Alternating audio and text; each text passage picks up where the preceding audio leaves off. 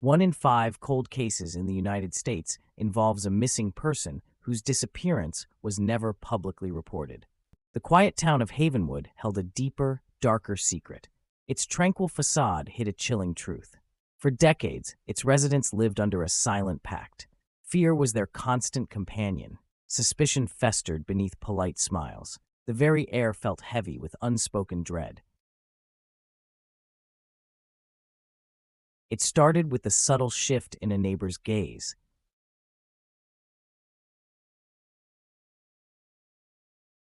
Havenwood was a place where shadows seemed to lengthen even at noon. The town's history was largely unremarkable. It was a typical American settlement. It boasted a quaint main street. There was a charming gazebo in the town square. Children played in manicured parks. Yet, an invisible stain seeped into its very foundations. The year was 1998. The specific month was November. A young woman vanished without a trace. Her name was Emily Thorne. Emily was known for her vibrant spirit. She had a laugh that echoed through the local diner. She possessed an artistic talent that made her a local celebrity. Her disappearance was not immediately reported. This was an odd detail. Her family was unusually hesitant. They seemed almost paralyzed by a hidden terror. Local authorities were slow to act.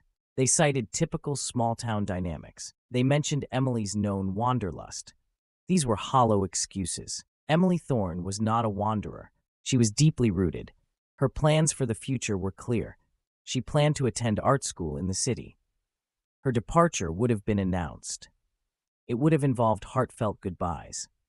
Instead, there was only silence. The silence was deafening. Her apartment remained untouched. Her easel stood by the window. A half-finished landscape painting waited for her return. Her beloved cat, Midas, was found alone. It was starving. Detective Marcus Thorne was assigned to the case. He was no relation to Emily. Detective Thorne was an outsider. He had recently transferred from a bustling metropolitan force. Havenwood's sleepy rhythms were new to him. Its polite resistance was infuriating. He sensed something profoundly wrong. The townspeople were friendly on the surface. They offered comforting platitudes. Beneath, an undercurrent of evasion ran deep. Every interview felt like a carefully choreographed dance. Questions were met with vague answers. Eye contact was fleeting. Hands fidgeted nervously. Detective Thorne first interviewed Emily's parents, Susan and Robert Thorne. Their grief seemed strangely muted. They spoke of Emily in hushed tones. They avoided direct questions about her last known movements. Susan clutched a worn photograph of Emily. Her eyes were red-rimmed. Robert stared out the window. His silence was more eloquent than any words. He spoke of Emily's moody nature. He alluded to her desire for new experiences. These descriptions felt like a desperate attempt. They were trying to paint a picture of a runaway. It was a picture that didn't fit. The detective visited Emily's closest friend, Sarah Jenkins. Sarah was a shy young woman. She worked at the local bookstore. Her initial reaction was one of profound distress. She cried openly. She spoke of Emily as her soul sister. But when pressed for details, Sarah became withdrawn. Her voice dropped to a near whisper. She claimed not to know anything significant. She mentioned a vague argument Emily had. She refused to name the other party. Her fear was palpable. It hung in the air like a heavy mist. The local police chief, Chief Miller, was a Havenwood native. He seemed dismissive of Thorne's growing suspicions. Miller preferred to categorize Emily's disappearance as voluntary. He cited a lack of forced entry. He pointed to no signs of struggle. He stressed the town's low crime rate. He urged Thorne not to stir up trouble. Thorne found Miller's complacency alarming. It felt almost complicit. Thorne started digging deeper. He looked for any patterns. He discovered other disappearances. They were similar in nature. These cases stretched back decades. They were all filed as runaways. There was a young man named David Sterling in 1985. There was a high school student, Lisa Peterson, in 1972. There was even a whole family, the Millers, no relation to the chief, in 1950. Their house just stood empty one morning. These cases were dismissed. They were forgotten. Their files gathered dust. The pattern was chilling. Each missing person was an outsider in some way. Emily was an artist. David Sterling was a musician. Lisa Peterson was known for her rebellious streak. The Miller family had just moved to Havenwood. They were new to the community. They were all individuals who didn't quite conform. They were people who challenged the town's quiet conformity. It was a town built on secrets. He felt a creeping dread. He felt as if he was walking on thin ice. Every step threatened to plunge him into something unfathomable. He continued his investigation discreetly. He worked late into the night. He pored over old town archives. He read local newspaper clippings. He found sparse details. He found glaring omissions. He found an article from 1950. It briefly mentioned the Miller family's departure. It stated they left for new opportunities. There were no farewells. There were no forwarding addresses. Their property was quickly sold. The incident was quickly forgotten. It was unsettling. It was too convenient. Thorne began to frequent the local diner. He listened to casual conversations. He observed the townspeople. He noticed their subtle cues. He saw the quick glances exchanged. He saw the sudden silences. He saw the nervous coughs. He saw the way people avoided certain topics. He found that the town had an unspoken curfew. After dark, the streets became eerily quiet. Shops closed early. Homes drew their curtains tight. He met an elderly woman named Martha Olson. She ran the local antique shop. Martha was a fount of local lore. She had a sharp mind. She possessed an even sharper memory. Thorne visited her shop. He pretended to be interested in old maps. He subtly steered the conversation. He asked about Havenwood's past. Martha's eyes held a haunted look. She spoke in riddles. She spoke of the old ways. She spoke of keeping the peace. She mentioned the harvest. Havenwood demands its due, Martha whispered one afternoon. Her voice was raspy. So that others may thrive. Thorne felt a chill race down his spine. He pressed her for details. Martha became agitated. She gestured vaguely. She pointed towards the old clock tower in the town square. It sees everything. It remembers. The clock tower was an imposing structure. It was built of dark, weathered stone. It stood in the very center of town. Its bells tolled every hour. Their sound echoed ominously. Thorne had always thought it was merely an architectural landmark. Now it felt like a silent, watchful sentinel. He decided to investigate the clock tower itself. He found the key to the maintenance door. It was hanging on a peg in Chief Miller's office. Miller was out for lunch. Thorne took the opportunity. He slipped inside the tower. The air was thick with dust. He ascended the winding staircase. Each creak of the steps seemed to amplify the silence. He reached the top chamber. He found the massive gears of the clock mechanism. They were intricately constructed. Behind a large wooden panel, he discovered a hidden compartment. It was cleverly concealed. Inside, he found a collection of journals. They were meticulously kept. Their pages were brittle and yellowed. The first journal was dated 1948. The last was from just a few years ago. Thorne realized what he held. These were the secret chronicles of Havenwood. He began to read. The entries were written in neat, cursive handwriting. Different hands were visible. Each entry detailed an offering. Not an offering of money or goods. An offering of a person. The journals described rituals. They described specific dates. They mentioned a cleansing. They called it the balance. The entries spoke of those chosen. They were always described as the dissonant. They were people who threatened the town's harmony. The chilling truth slowly unfurled. Havenwood was not just a town with a secret. It was a cult. The town's prosperity was built upon these grim sacrifices. Each disappearance was a ritualistic murder. The victims were deemed necessary to preserve the town's peace. Their deaths ensured good harvests. Their deaths prevented natural disasters. Their deaths maintained the town's quiet existence. The journals mentioned specific locations. They were places where the rituals occurred. One was the Whispering Grove. It was an ancient stand of trees at the edge of town. Another was the Silent Lake. It was a secluded body of water, deep and still. The entries spoke of the Guardians. These were the town elders. They were the ones who enforced the old ways. Chief Miller's name appeared multiple times. His father's name appeared before him. His grandfather's name appeared even earlier. Thorne felt a cold dread settle deep in his bones. Chief Miller was not just complicit. He was a key figure. He was part of the conspiracy. He actively participated in these atrocities. Thorne realized his own life was in danger. He had uncovered their most sacred and terrifying secret. He quickly photographed every page. He carefully replaced the journals. He left the clock tower. He made sure no one saw him. He returned to his small, rented house. He felt the weight of the town pressing down on him. Every shadow seemed to move. Every rustle of leaves sounded like footsteps. He analyzed the journal entries. He cross-referenced them with the official missing persons reports. The dates matched perfectly. The descriptions of the victims also matched. Emily Thorne was the latest dissonant. The journals detailed Emily's selection. She was chosen because of her independent spirit. She questioned authority. She challenged traditions. She painted unsettling landscapes. She drew unsettling portraits. Her vibrancy was seen as a threat. Her individuality was perceived as a danger. The elders believed her presence destabilized the community. Thorne also found a recurring symbol. It was a stylized raven's feather. It appeared on many journal entries. It was also carved into the wooden paneling of the secret compartment.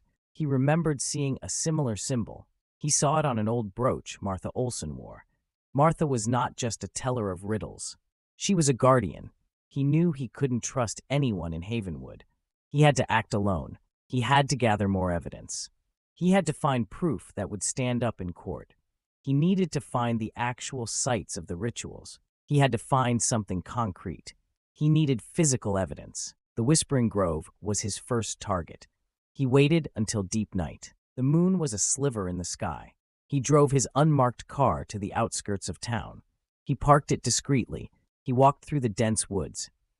The trees were ancient, their branches intertwined like skeletal fingers. The air grew colder. The silence was profound. He felt an unseen presence. He felt eyes watching him. He reached the Whispering Grove. It was a clearing. Old, gnarled trees formed a natural amphitheater. In the center, there was a large, flat stone. It was stained dark. It was surrounded by smaller, upright stones. They resembled primitive markers. Thorne's flashlight beam danced across the scene. He saw dried stains on the main stone. They were too dark for mere soil. They were too viscous for simple mud.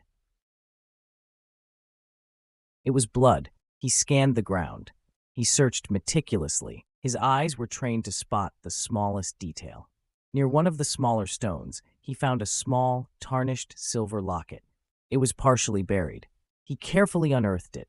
He wiped away the dirt. The locket opened with a soft click. Inside, there was a tiny faded photograph. It was a young Emily Thorne. She was smiling. A wave of nausea washed over Thorne. This was Emily's locket.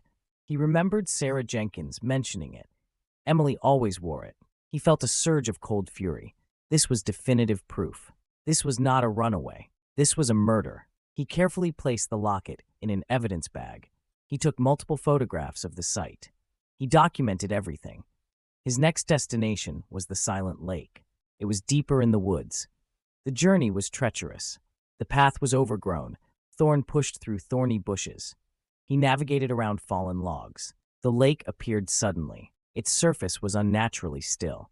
It reflected the meager moonlight like polished obsidian. A thick fog began to roll in. It swirled above the water.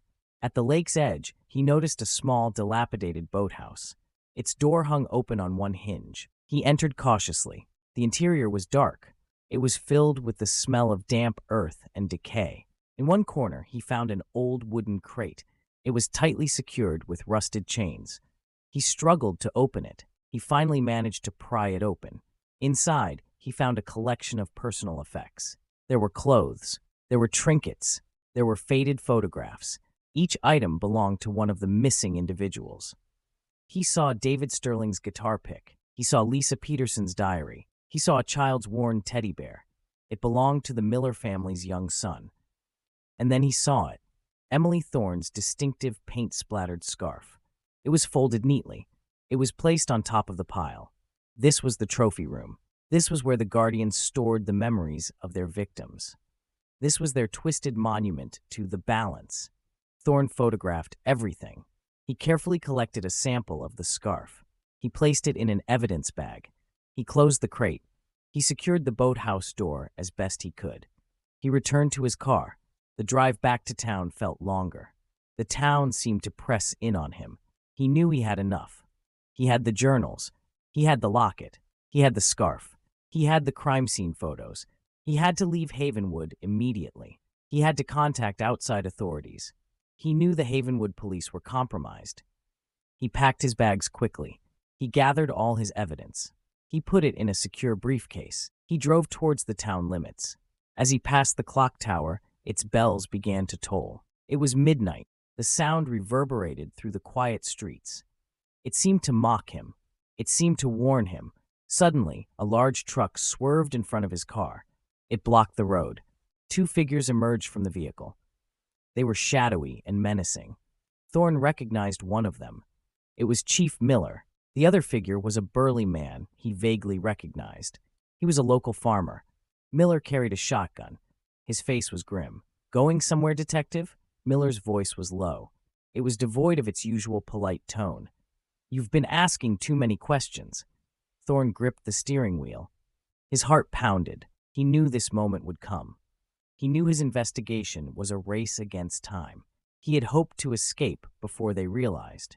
He had hoped to escape with the evidence. He had underestimated their vigilance. He had underestimated their desperation. "I know everything, Chief," Thorne stated calmly. He tried to project confidence. His voice trembled slightly. "I know about Emily. I know about the others." Miller's eyes narrowed. His face contorted with rage. "You know nothing, outsider. You disrupt the balance. You threaten our peace." He raised the shotgun. "This town has its ways. It has survived for centuries."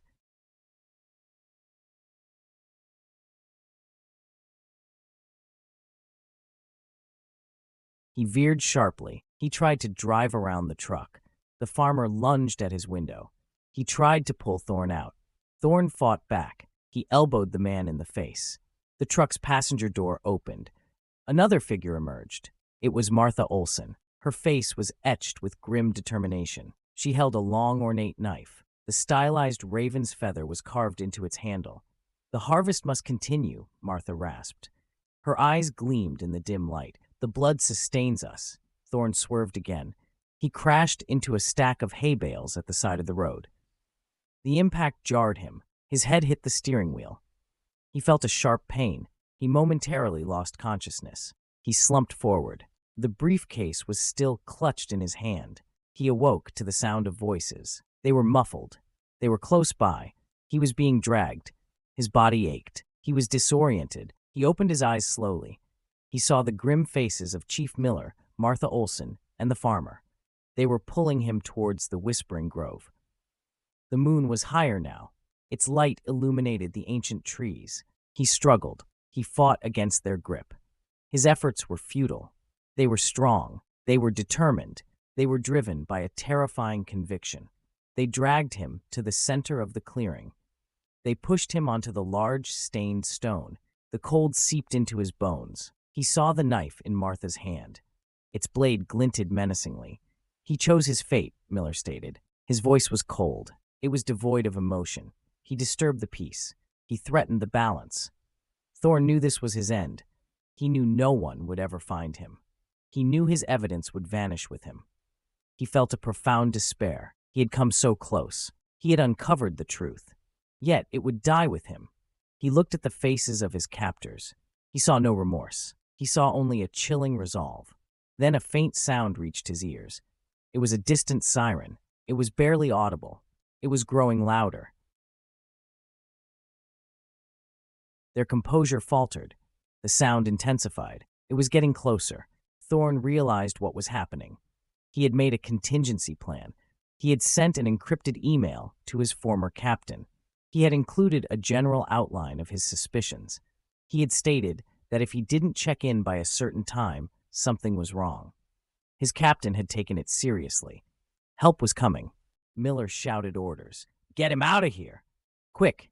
The farmer tried to hoist Thorne, but Thorne seized the opportunity. He struggled violently. He kicked out. He managed to knock the knife from Martha's hand. It clattered on the stone. He rolled off the slab. He scrambled to his feet. The sirens were now very loud. Flashing blue and red lights cut through the trees. They cast eerie shadows. The Havenwood conspirators panicked. They scattered into the woods. Miller hesitated for a moment. He looked at Thorne with pure hatred. Then he too vanished into the darkness. Within moments, a team of state police officers burst into the clearing. They were heavily armed. They found Thorne battered and bruised. He was alive. He was clutching his briefcase. He was standing near the stained ritual stone. His former captain, Captain Davies, rushed to his side. "Thorne, are you all right?" Davies asked. His voice was filled with concern. "What the hell happened here?" Thorne pointed to the stained stone. His voice was hoarse. "It's all here, Captain. The evidence. The truth. This town is built on murder." He opened the briefcase.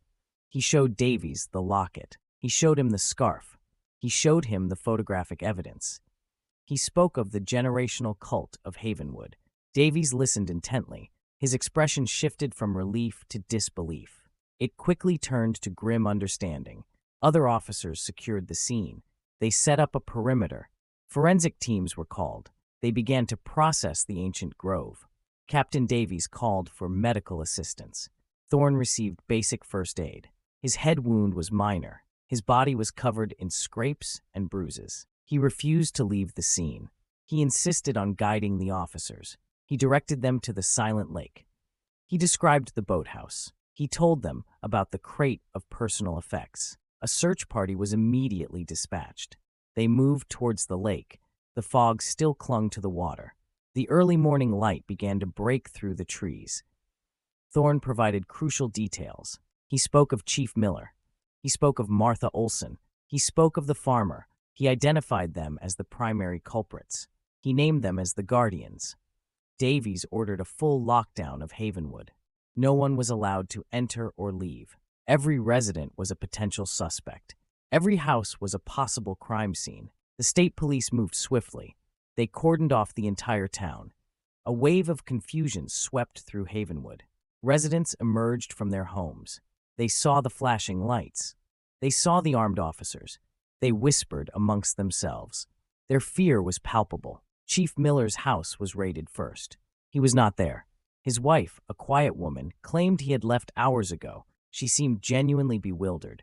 She seemed genuinely distressed. Officers found nothing overtly incriminating. They found no shotguns. They found no immediate evidence of his involvement. Martha Olson's antique shop was searched. She was also gone. Her shop was meticulously organized. It seemed innocent enough. But officers found a secret compartment. It was hidden beneath a loose floorboard. Inside, they discovered a collection of artifacts. There were ornate knives. There were ceremonial robes. There were strange totems. Many bore the stylized raven's feather. One large, elaborate dagger had dried blood on its blade. It matched the knife Thorne saw. The farmer, Thomas Albright, was apprehended at his farmhouse. He offered no resistance. He sat silently as officers searched his property. They found Chief Miller hiding in his barn. Miller lunged at the officers. He tried to grab a pitchfork. He was quickly subdued. He was handcuffed. His face was a mask of cold fury. The arrests shocked Havenwood. The quiet facade crumbled. Whispers turned to shouts. Denial turned to grudging acceptance. The local news channels were inundated. They reported the unfolding scandal. National media outlets descended upon the small town. Havenwood was no longer a secret. Its darkness was exposed. Captain Davies ensured Thorne was protected. He knew Thorne was a target. Thorne's testimony was vital. His survival was paramount. Thorne debriefed Davies extensively. He explained the journals. He explained the dissonant victims. He explained the balance. Davies listened with growing horror. The depravity of the scheme was truly sickening. The forensic teams worked tirelessly. They found significant evidence at the Whispering Grove. Blood samples matched Emily Thorne's DNA. They found other blood samples. They belonged to David Sterling. They belonged to Lisa Peterson. They belonged to the Miller family. The ancient stone was a graveyard. It was a site of unimaginable horror. At the silent lake, the boathouse yielded its ghastly secrets. The wooden crate was a chilling discovery. The personal effects were cataloged. They linked every missing person to the ritualistic murders. Emily's scarf was analyzed. Traces of her blood were found. The small teddy bear spoke volumes of the Miller family's tragic end. The clock tower was thoroughly investigated. The hidden compartment was reopened. The journals were carefully removed. They became the centerpiece of the prosecution's case.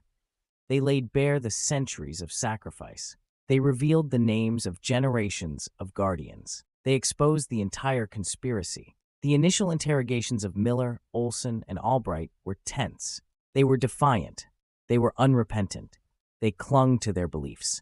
They spoke of sacred duty. They spoke of preserving Havenwood. They believed their actions were justified. They believed they were protecting their town.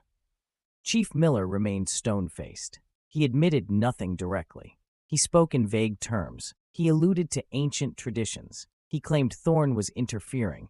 He claimed Thorne was destroying everything. Martha Olson was more vocal. She proudly described the harvests. She explained their necessity. She showed no remorse for the victims. She called them necessary offerings. Thomas Albright seemed less fanatical. He was more fearful. He admitted to participating.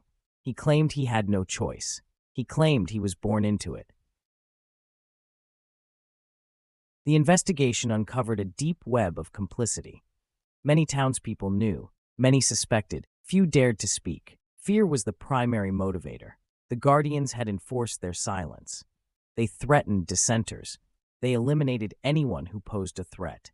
The disappearances were a warning. They were a brutal display of power. He also felt a heavy burden. The truth was out, but the cost was immense. A whole town was implicated. Generations of people were involved. The community was shattered. Its idyllic image was irrevocably broken. The state prosecutor's office took over the case. It was unlike anything they had ever seen. The sheer scale of the conspiracy was unprecedented. It required a meticulous approach. Every detail had to be perfect. The trials began months later. They drew national attention. Chief Miller, Martha Olson, and Thomas Albright were the first to stand trial. The evidence was overwhelming. The journals provided the timeline. The forensics provided the proof. Thorne's testimony was crucial. He narrated his investigation. He described his discovery. He recounted his harrowing ordeal. The jury listened in stunned silence. The details of the rituals were gruesome. The callous disregard for human life was appalling. The prosecution painted a vivid picture. It depicted a town steeped in ancient barbaric practices. It depicted a town willing to sacrifice its own. Miller and Olson were found guilty on multiple counts of murder. They were found guilty of conspiracy to commit murder. They received life sentences. Thomas Albright, due to his more reluctant involvement and cooperation, received a lesser sentence. He was sentenced for his accessory role. He was not directly involved in the planning. He was simply following orders. The trials continued for months. Other town elders were identified. They were also arrested. They faced charges. The community of Havenwood was in turmoil. Families were torn apart. Neighbors turned on neighbors. The town's social fabric unraveled completely. Thorne became a reluctant hero. He received accolades from law enforcement. He received praise from the media. He still carried the weight of Havenwood's secrets. He still saw the faces of the victims. He still heard the whispers of the grove. He carried the trauma of his near-death experience. He took a leave of absence from the force. He needed time to process.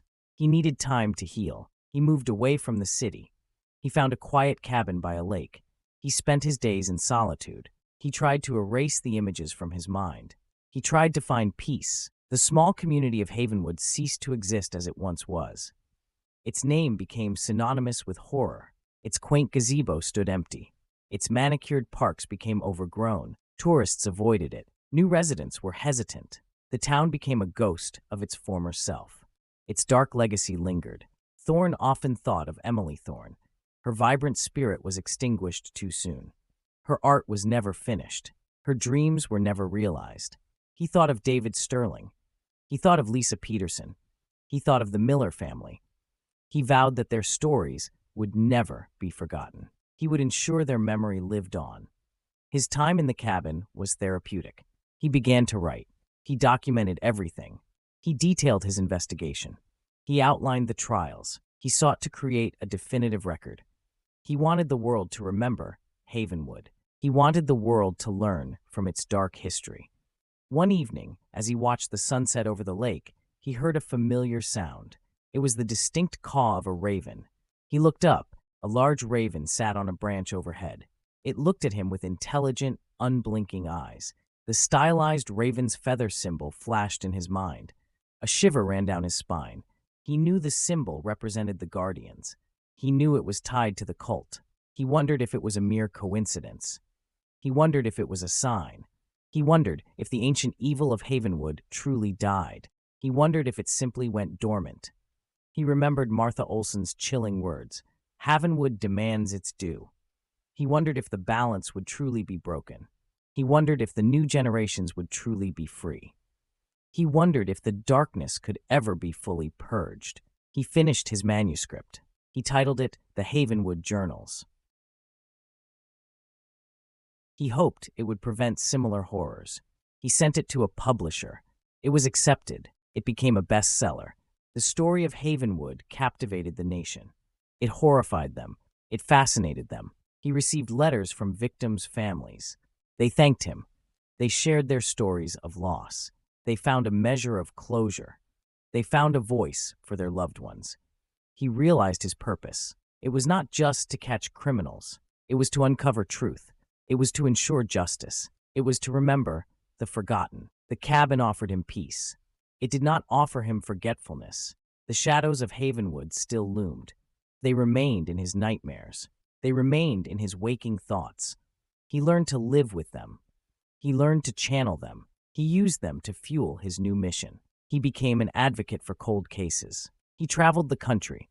He spoke at conferences. He lobbied for legislative changes. He pushed for better funding for forensic science. He worked tirelessly to give a voice to the voiceless. He dedicated his life to uncovering hidden truths. Years passed. Havenwood remained a broken town. Most of its former residents had left. New families slowly started to move in. They were unaware of its dark past. They chose to ignore the rumors. They chose to build new lives. The clock tower still stood in the town square. Its bells still tolled every hour. The sound was no longer ominous. It was just the passage of time. The Whispering Grove was now a state park. Its dark history was acknowledged. A memorial stood at its center. It honored the victims. It ensured their names were remembered. The silent lake was accessible to the public. Fishermen cast their lines. Hikers walked its shores. The old boathouse was demolished. Its secrets were buried beneath the earth. The raven's feather symbol faded from public memory. It became a mere historical curiosity. Thorne visited Havenwood occasionally. He walked its quiet streets. He saw the changes. He saw the resilience. He knew they would never fully heal. But he also saw hope. He saw the slow, painstaking process of rebuilding. He saw a new generation of children playing in the parks. They laughed freely. They ran without fear. Their parents watched them with watchful eyes. They understood the fragility of peace. They understood the importance of vigilance. It was a reminder of the darkness that can fester. It was a reminder of the secrets that can be hidden. It was a reminder of the courage it takes to expose them. It was a reminder that justice, though sometimes delayed, can ultimately prevail. Thorne had found his new purpose. He found it in the pursuit of truth. He found it in the fight for justice. He found it in the memory of Emily Thorne. He found it in all the other dissonants. He continued to write. He continued to speak. His voice was a beacon. It cut through the silence. It shed light on the darkness. He became a symbol. He became a testament to perseverance. He became a champion for the lost. His experiences had changed him profoundly. He was no longer the outsider detective. He was a guardian of a different kind. He guarded the truth. He guarded the memory. He guarded the hope for a world free from such horrors. He ensured that no one else would ever truly vanish without a trace. Their stories would be told. Their names would be spoken. Their lives would be remembered. The price of silence was too high. The cost of truth, while painful, was always worth it. His journey was far from over.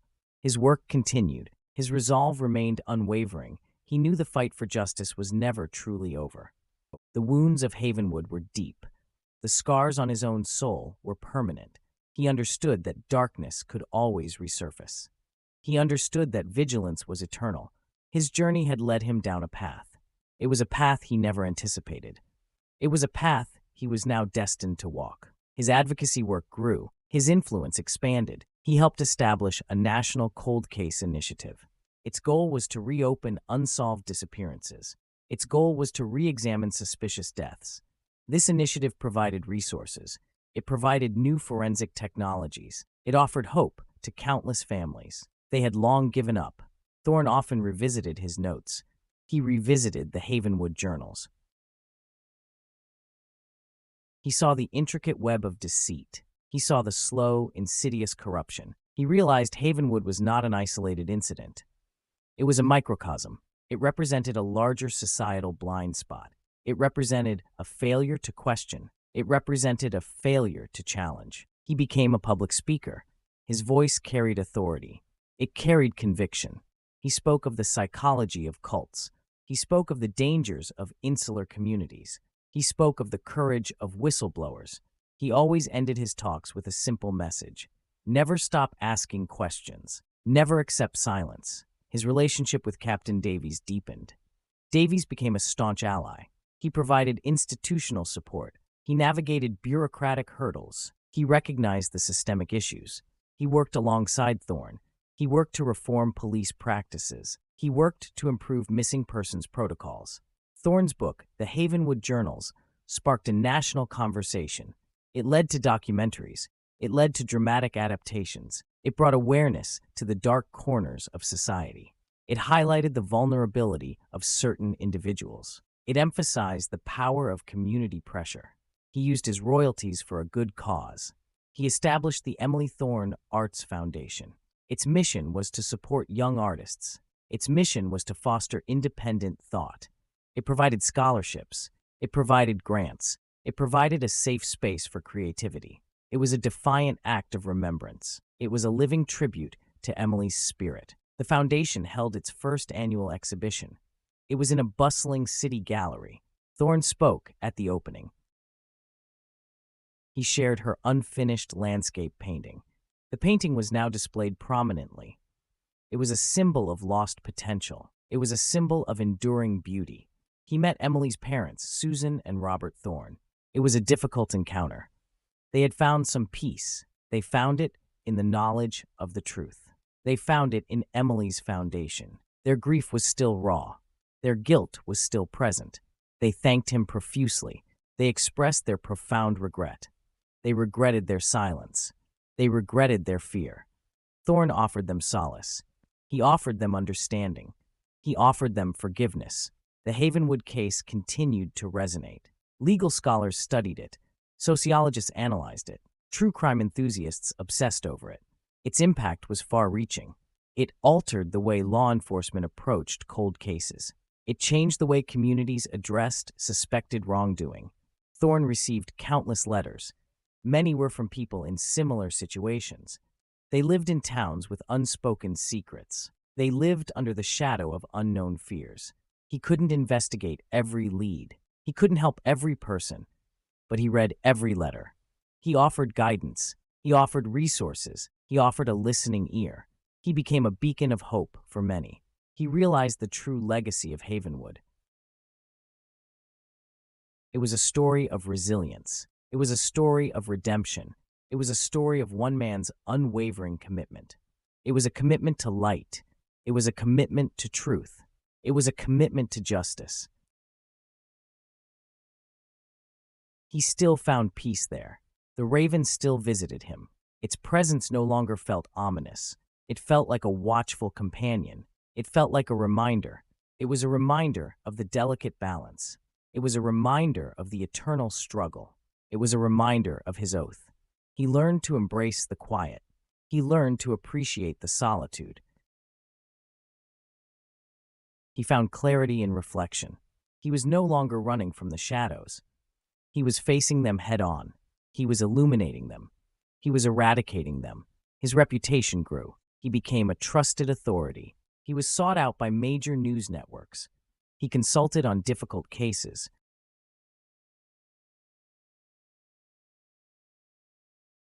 His experience was unparalleled. His dedication was unwavering. He helped develop new profiling techniques. They focused on community dynamics. They focused on historical patterns. They helped identify potential Havenwoods before they spiraled. This proactive approach saved lives. It prevented countless tragedies. It broke cycles of violence. Thorne's work was far from finished.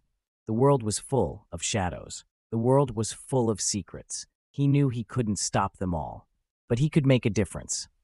He could inspire others. He could empower the voiceless. He could ensure that justice, however long it took, would eventually find its way. He never sought fame. He never sought recognition. His motivation was pure. It was driven by a deep sense of moral obligation. It was driven by the memory of the victims. It was driven by the desire for a safer world. He lived a life of purpose. He lived a life of profound impact. The clock tower in Havenwood was finally refurbished. Its chimes now rang out clear. They rang out strong. They were a sound of remembrance. They were a sound of new beginnings. The town slowly started to regain its identity. It was a new identity. It was an identity forged in truth.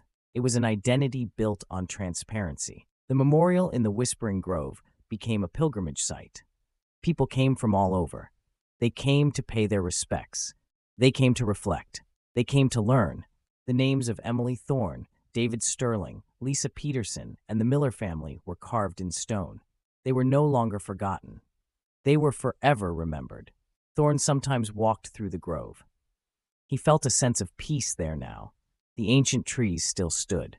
They no longer felt menacing. They felt like silent witnesses. They felt like keepers of memory. He knew their story was vital. He knew it needed to be told. He continued to write. He documented other cold cases. He gave a voice to other victims. His work was his legacy. His words were his weapon. His truth was his shield. He faced a world that often preferred silence. He faced it with an unwavering commitment to honesty. His journey began with a single missing person. It began with the disappearance of Emily Thorne. It evolved into something far greater. It evolved into a crusade.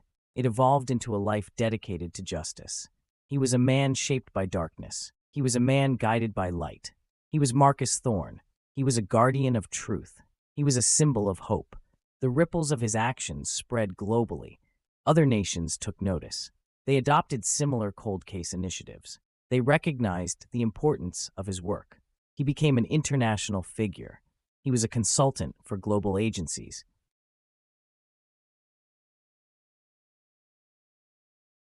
He never forgot the small town of Havenwood. He never forgot the fear he felt. He never forgot the faces of the perpetrators. He never forgot the terror of the ritual stone. These memories fueled him. These memories grounded him. These memories reminded him of the stakes. He understood that evil was not always grand. It was often quiet. It was often insidious. It often hid in plain sight. It often wore a friendly face. This knowledge made him even more vigilant. This knowledge made him even more determined. This knowledge made him a more effective advocate. He inspired a new generation of detectives. They approached their work with renewed purpose. They approached it with greater empathy. They approached it with a deep commitment to uncovering truth. His legacy extended beyond the cases he solved. It extended to the hearts and minds he touched. He often sat on his porch. He watched the sunset. He thought about the journey. He thought about the lives. He thought about the changes. He felt a profound sense of gratitude. He felt a profound sense of peace. He was an ordinary man. He faced extraordinary evil. He rose to the challenge. He changed the world. He changed it one truth at a time. He knew his work was never truly done. He knew the fight for justice was an ongoing battle. But he was ready. He was unwavering. He was Marcus Thorne. His fight was not about revenge. It was about balance. It was about righting wrongs. It was about ensuring memory. It was about protecting the innocent. He had chosen his path. He walked it with conviction. He walked it with strength. He walked it with unending resolve. The world continued to turn. The seasons continued to change. But the lessons of Havenwood endured. They were carved into history. They were etched into the collective consciousness. They served as a constant reminder. They warned against complacency. They urged eternal vigilance. Thorne found a measure of contentment. It was not a naive happiness. It was a hard-won peace. It was a peace born from purposeful action. It was a peace forged in the fires of truth. He looked out at the tranquil lake. He breathed deeply. He knew he had done his part. He knew he would continue to do his part. His journey was a testament. It was a testament to the enduring power of a single individual. It was a testament to the unyielding pursuit of justice. It was a testament to the unshakable belief in truth. He closed his eyes. He felt the gentle breeze. He listened to the quiet rhythm of the world. He was still standing. He was still fighting. He was still remembering. He was still advocating. He was still thriving. His purpose was clear. His resolve was firm. His legacy was secured. The darkness would not win. Not while he still breathed. Not while his voice still carried. Not while his truth still shone. He was a beacon in the night. He was a sentinel against silence. He was Marcus Thorne. He was Marcus Thorne. His name became a whispered legend. It was a legend among those who fought for justice. It was a legend among those who sought truth. His quiet resolve inspired many. His unyielding spirit moved mountains. He built a network of dedicated professionals. They were forensic specialists. They were investigative journalists. They were legal experts. They were all united by a common goal. They wanted to dismantle hidden evils. They wanted to expose unspoken terrors. The Havenwood Protocols became a benchmark. They were used for investigating community-wide conspiracies. They emphasized multi-agency cooperation. They stressed the importance of psychological profiling. They highlighted the critical role of historical analysis. Thorne developed these protocols himself. He based them on his own harrowing experiences. He based them on the lessons learned from Havenwood. He still lived in his cabin. The solitude grounded him. It allowed him to focus. It allowed him to reflect. The lake was his constant companion. Its changing moods mirrored his own.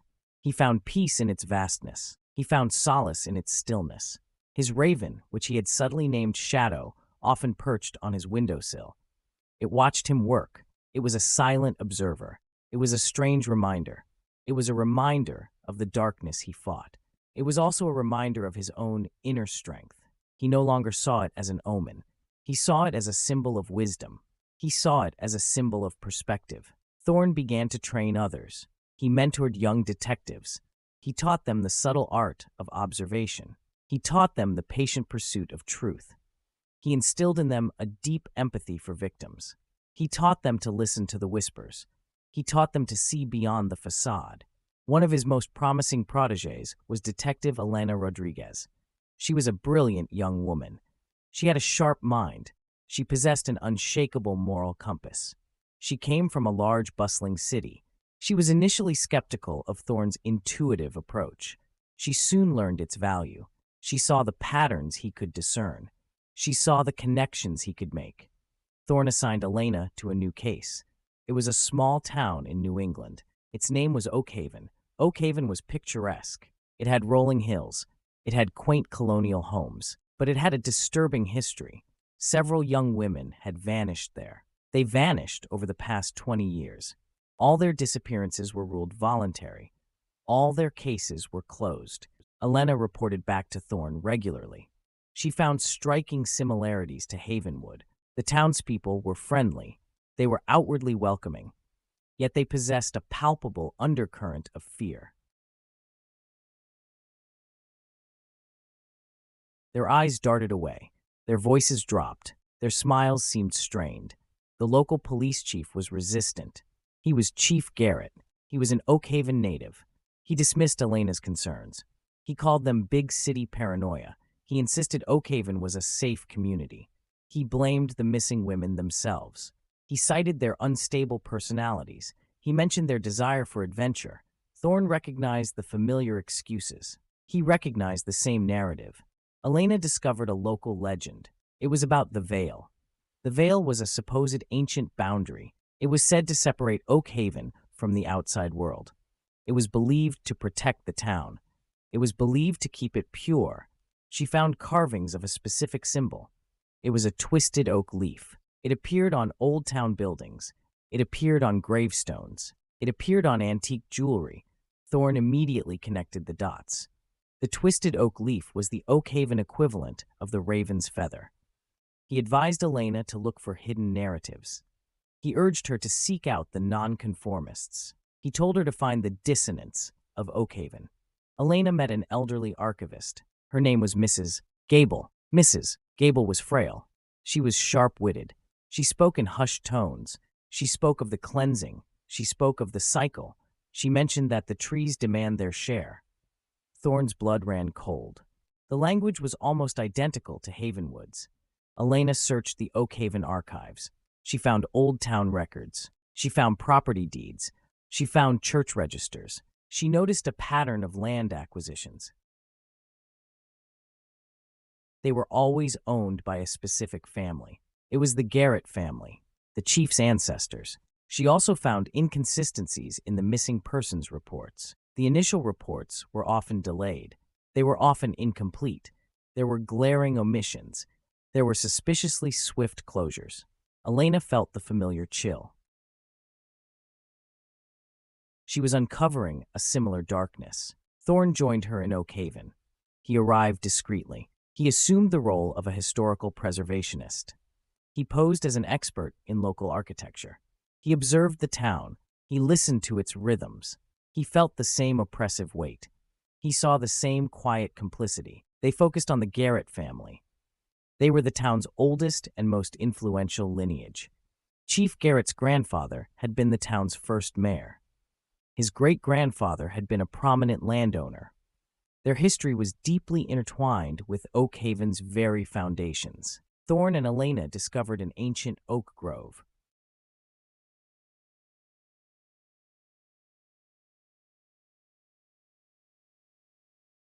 They spoke of it with fear. They avoided it after dark. Its massive trees were centuries old. Their roots twisted above ground like ancient serpents. They waited for nightfall. They went to the root. The air was heavy. The silence was absolute. In the center of the grove, they found an altar.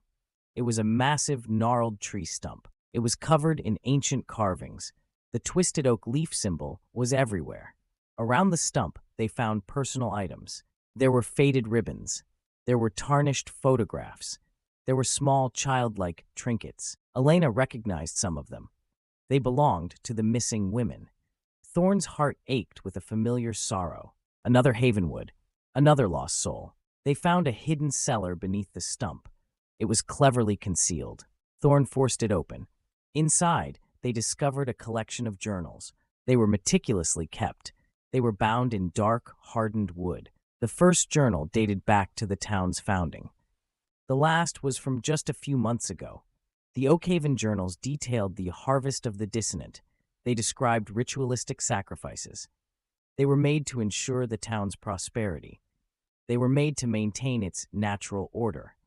The victims were always individuals. They were deemed to threaten the community. They were artists. They were independent thinkers. Chief Garrett's name appeared repeatedly. His father's name appeared before him. His grandfather's name appeared even earlier. The Garrett family had been the root keepers for generations. They were the primary enforcers of the ancient ways.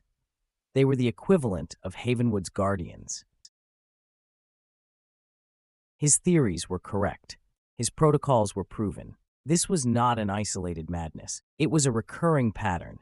It was a terrifying societal pathology. He and Elena photographed every page. They documented every detail. They gathered forensic evidence. As they worked, they heard footsteps approaching. Voices whispered through the trees.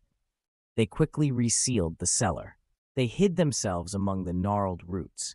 Chief Garrett appeared. He was accompanied by several other men. They were all prominent Oakhaven citizens. They carried torches. Their faces were grim. "It is time for the cleansing," Garrett stated. His voice was low. It was resonant. "The new seed has begun to sprout." Another man carried a young woman. She was unconscious. Her hands and feet were bound. Elena recognized her. She was a recent Oakhaven newcomer. She was an environmental activist. She had been outspoken against local logging practices. She was the latest dissonant. Thorne and Elena watched in horror. They were helpless. They were outnumbered. They were forced to witness the grim ceremony. The men placed the young woman on the altar. They chanted in a low, guttural language. Chief Garrett raised a ceremonial blade. It was made of twisted oak wood. Its tip was stained dark. Just as Garrett prepared to strike, Thorne acted. He had anticipated this. He had made a contingency plan. He had sent an encrypted alert. He sent it to Captain Davies. He sent it to a specially designated rapid response unit. They specialized in covert operations. Suddenly, floodlights illuminated the grove. Sirens wailed through the night. Heavily armed state police officers burst into the clearing. They were led by Captain Davies himself. The Oakhaven conspirators panicked. They dropped the young woman. They tried to flee. Chief Garrett lunged at Thorne. His face was a mask of pure fury. "You have ruined everything," he screamed. Thorne dodged his attack. Davies and his team quickly subdued Garrett. They apprehended the other men. The young woman was rescued. She was given immediate medical attention. The arrests shocked Oakhaven. Its idyllic facade shattered instantly. The story of Havenwood had paved the way. The public was now prepared for such depravity. But the shock was no less profound. Thorne and Elena worked tirelessly. They debriefed Davies. They guided the forensic teams. They directed them to the hidden journals. They showed them the altar. They explained the harvest of the dissonant. Davies listened with a familiar grimness. The cycle had repeated itself. The Oakhaven case cemented Thorne's reputation. It proved his theories. It validated his work. Elena Rodriguez was hailed as a hero. She had navigated the treacherous waters of Oakhaven. She had exposed its dark secret. She had saved a life. Chief Garrett and the other root keepers were tried. The evidence was overwhelming. The journals were damning. The testimonies were chilling. They were found guilty on multiple counts of murder. They received life sentences. Oakhaven, like Havenwood, faced a long, painful road to recovery. The exposure of Oakhaven led to a wave of similar investigations. Thorne's National Cold Case Initiative gained unprecedented momentum. Other Havenwoods began to emerge from the shadows. Communities across the country started to question their own unspoken histories. They started to challenge long-held secrets.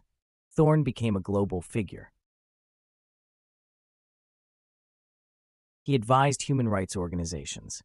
He spoke at the United Nations. He spoke of the universal human tendency to fear the unknown.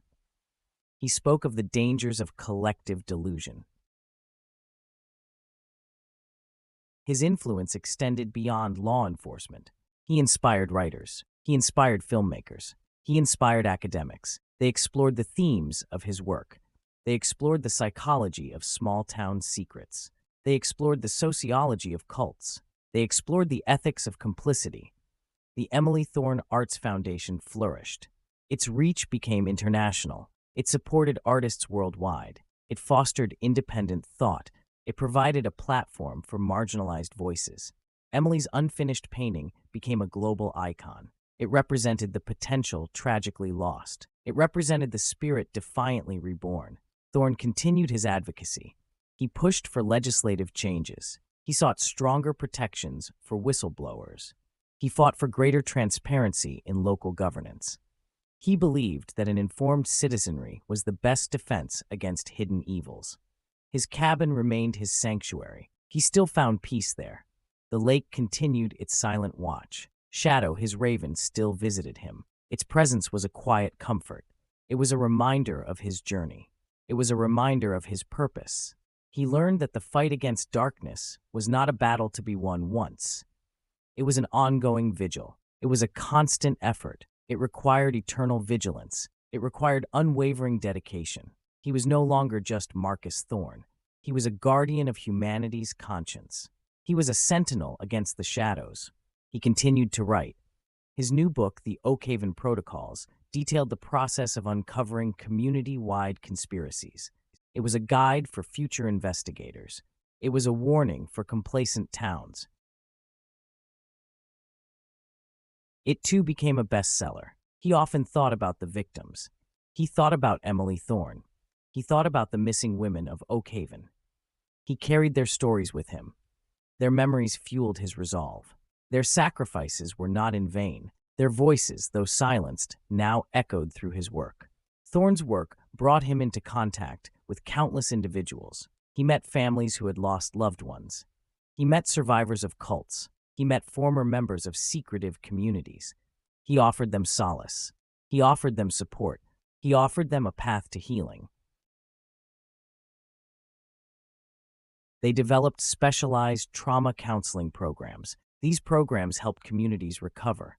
They helped individuals cope with the psychological aftermath. The scars of such events ran deep. They affected generations. His life had become one of relentless purpose. It was a purpose forged in the fires of Havenwood. It was refined in the crucible of Oakhaven. It was a purpose that embraced the darkness. It was a purpose that tirelessly pursued the light. He saw the world with different eyes now. He saw the beauty. He saw the resilience, but he also saw the vulnerabilities. He saw the potential for evil. He understood that human nature was complex. He understood that good and evil often coexisted. His legacy was clear. It was a legacy of justice. It was a legacy of truth. It was a legacy of hope. He had transformed his personal tragedy. He had transformed his near-death experience. He was an unlikely hero. He was a quiet man. He was a man of profound integrity. He stood as a beacon. He stood against the encroaching shadows. He stood for those who could not stand for themselves. He was Marcus Thorne. His journey continued. His impact grew. His light shone ever brighter. He never wavered. He never faltered. He remained steadfast in his mission. He was the unwavering guardian. He was the tireless champion. He was the voice for the voiceless. He was the light in the deepest darkness. He was Marcus Thorne, and his work was eternal. He had accepted his destiny. He embraced the weight of his calling. He knew there would always be another shadow. He knew there would always be another secret. He knew he had to keep fighting. He had to keep shining a light. His influence permeated popular culture. Crime dramas began to feature detectives inspired by his methodologies. Documentaries explored the Thorn Effect. It was a term coined to describe the surge in cold case reopenings. It described the increased public scrutiny of local power structures. He rarely watched these portrayals. He remained focused on the actual work. He remained grounded in the reality of human suffering.